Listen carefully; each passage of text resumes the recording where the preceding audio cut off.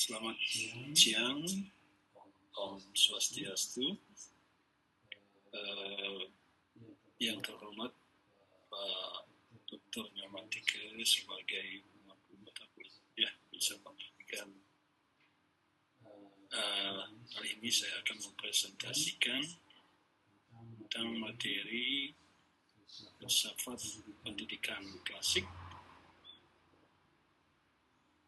Pertama, kita masuk pada pengertian dari pendidikan filsafat pendidikan klasik, yang mana filsafat pendidikan klasik ini adalah merupakan pandangan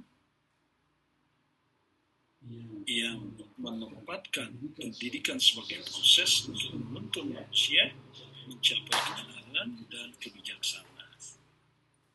Sehingga pendidikan dipandang sebagai sarana membentuk karakter luhur melalui disiplin, latihan, intelektual, dan pengembangan akal secara bertahap. Kemudian tujuan dari pendidikan filsafat klasik ini adalah untuk membentuk manusia berbudi pekerti, rasional, dan bermoral. Nah, pendidikan diarahkan untuk menumbuhkan kemampuan berpikir logis serta menuntun manusia menuju kehidupan yang baik. Nah, jadi penekanan utamanya adalah bukan hanya pada pengetahuan, tetapi juga pada nilai dan kepribadian. Kemudian saya lanjutkan ciri filsafat pendidikan klasik. Pendidikan klasik memiliki ciri berpusat pada guru sebagai sumber utama pengetahuan. Proses belajar dilakukan melalui disiplin yang ketat dengan hafalan dan latihan logika. Nah, sehingga materi pembelajaran ini bersifat universal dan abstrak karena dianggap mampu mengembangkan kemampuan berpikir tinggi serta membentuk jiwa yang teratur. Nah, tokoh utama filsafat pendidikan klasik ini diantaranya adalah yang pertama ada Socrates.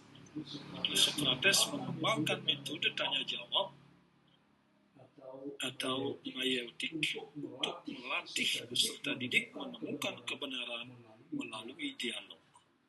Kemudian ada Plato menekankan bahwa pendidikan bertujuan membawa manusia pada dunia ide yang sempurna dengan moral dan rasio sebagai pusat. Dan kemudian tokoh utama yang ketiga dari pendidikan klasik ini adalah Aristoteles yang berpendapat bahwa pendidikan harus selaras dengan perkembangan manusia dan menekankan pengalaman, kebiasaan baik, serta pembentukan logika berpikir. Kemudian saya lanjutkan dengan konsep pembelajaran pendidikan klasik. Pembelajaran pendidikan klasik yaitu guru memegang peran yang dominan sebagai pemberi pengetahuan. Pembelajaran berlangsung secara sistematik dan ketat dengan fokus pada penanaman moral, logika, retorika, serta kebiasaan berpikir teratur. Siswa dituntut mengikuti aturan dan latihan untuk mencapai kedewasaan intelektual maupun karakter. Tibalah kita pada kesimpulan filsafat pendidikan klasik, yaitu adalah filsafat pendidikan klasik ini menekankan pada pembentukan moral, karakter, dan kemampuan berpikir rasional melalui disiplin dan pembelajaran yang terstruktur. Pendidikan dianggap sebagai proses mencapai kebenaran dan kebijaksanaan dengan guru sebagai pusat pembelajaran. Nah, walaupun sifat kaku dan kurang fleksibel, aliran ini memberikan dasar kuat bagi pengembangan nilai, logika, dan etika dalam pendidikan. Demikian, terima kasih.